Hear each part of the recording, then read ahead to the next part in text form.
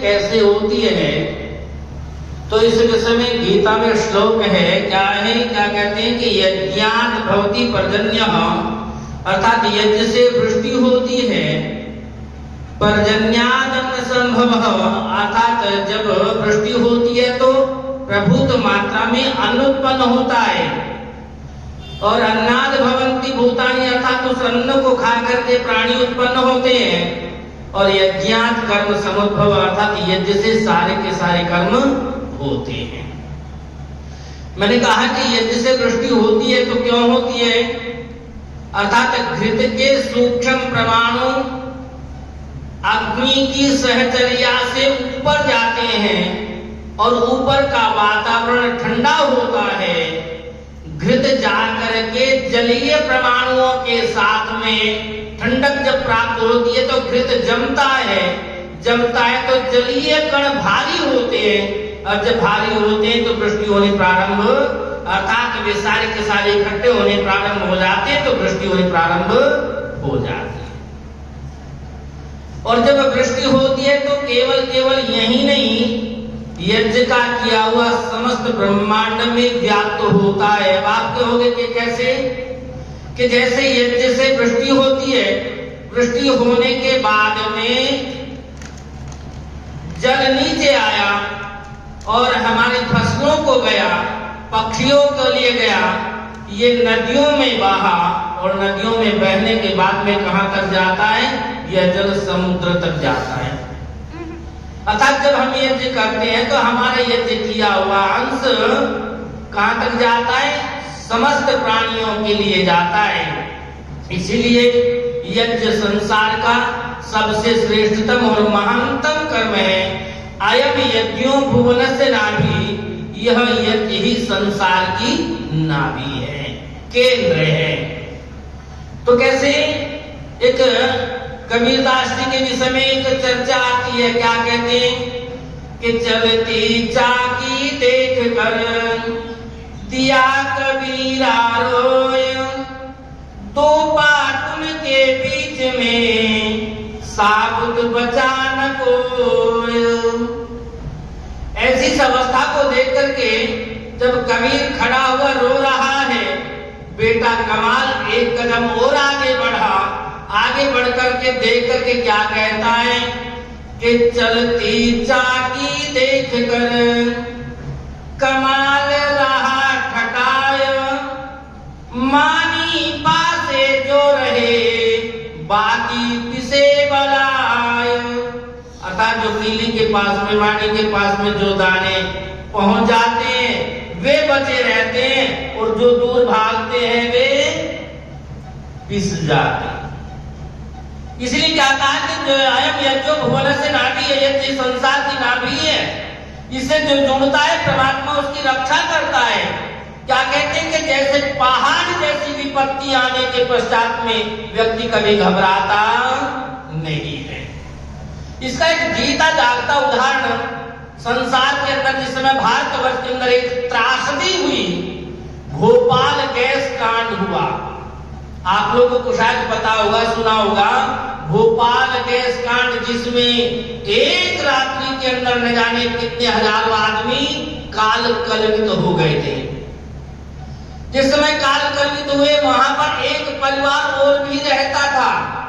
जब परिवार ने देखा कि त्रासदी मची हुई है, सब काल कलवित हो रहे हैं, तो इस समय तो हम फिर क्यों न पुण्य कर्म कर ले।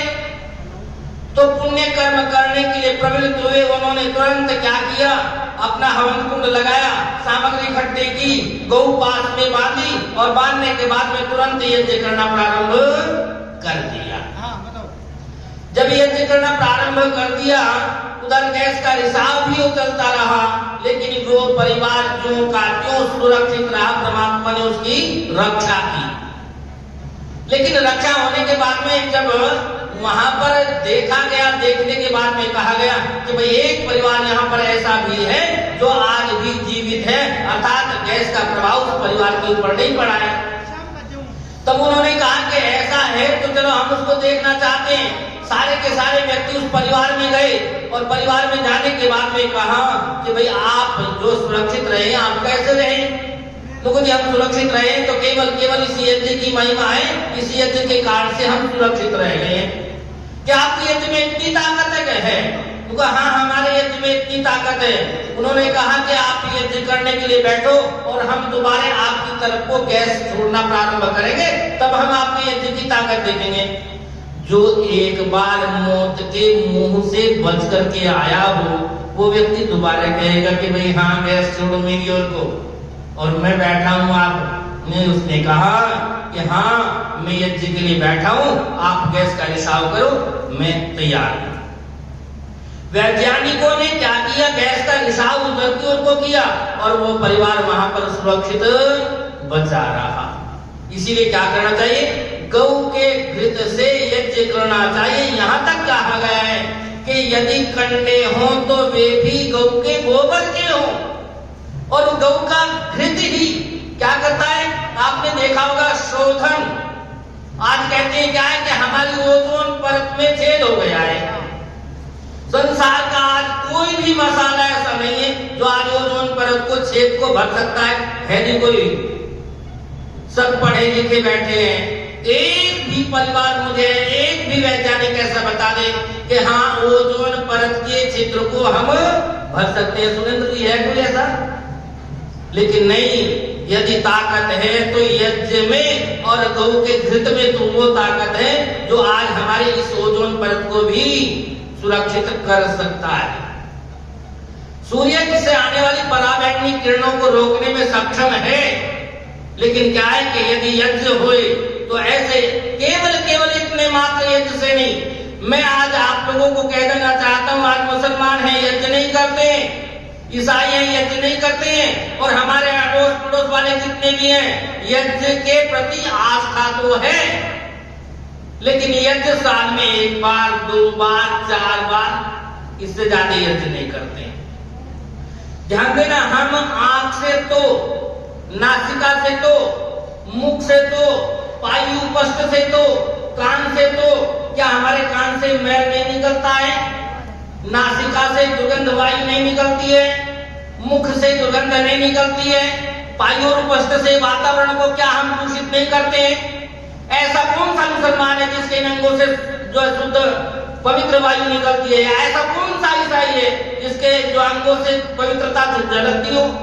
अर्थात कोई भी नहीं, कोई भी संसार का प्राणी नहीं है जिसके इन अंगों से दूषित वायु न होती हो। और जो व्यक्ति वायु का उतना शोधन नहीं करता है वो व्यक्ति पापी होता है। जितना वातावरण को हम दूषित करते हैं, यदि हम उतना शोधन नहीं करते हैं तो हम पाप के भागी हैं।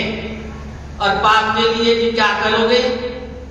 सुरेंद्र जी चले हरिद्वार, आज बस कुछ थोड़े बहुत धुलिया आएंगे, गंगा में डुबकी लगाई आए, है जी? और यदि हम कहते सुरेंद्र जी देखो ये पापी जा रहे हैं यमुना में और गंगा में डुबकी लगाने, तो सुरेंद्र जी मेरे साथ तुरंत लड़ेगा, अच्छा मुझे पापी कह रहे। और वैसे ध्यान देना, ये अग्नि है, अग्नि में चाहे मैं जितना मंत्र बोलूं, मैं हाथ डालूंगा ये मेरे हाथ को जलाएगी या छोड़ेगी? जलाएगी। मैंने घृत डालेंगे तो इनके हाथ को ये जलाएगी या छोड़ेगी? जलाएगी। आप अच्छी पवित्र से पवित्र सामग्री डालो तो ये सामग्री को जलाएगी। अग्नि का काम जलाने का है। ऐसे ही जल का काम शोधन करने का है। अब ध्यान देना कि हम वहां पर यदि गए तो वहां पर पाप भी धुल गए और जल का काम धुलने का तो वो तो पुण्य भी धुल जाएंगे, धोबी का कुत्ता घर का नाटका बराबर रह जाएगा। लेकिन जिस समय ज्ञान रूपी जल से जब हम अपने इस मन को क्या करते हैं, धुलते हैं, तब जाके पापों की निवृत्ति होती है। वैसे तो जल से केवल शरीर की शुद्धि होती है। इसलिए क्या कहा है कि अद्भिर गात्राणि शुद्ध्यन्ति मनः सत्येन शुद्ध्यति विद्या तपोभ्याम भूतात्मा बुद्धिर ज्ञानेन शुद्ध्यति। अद्भिर गात्राणि शुद्ध्यन्ति अर्थात जल से केवल शरीर की शुद्धि होती है।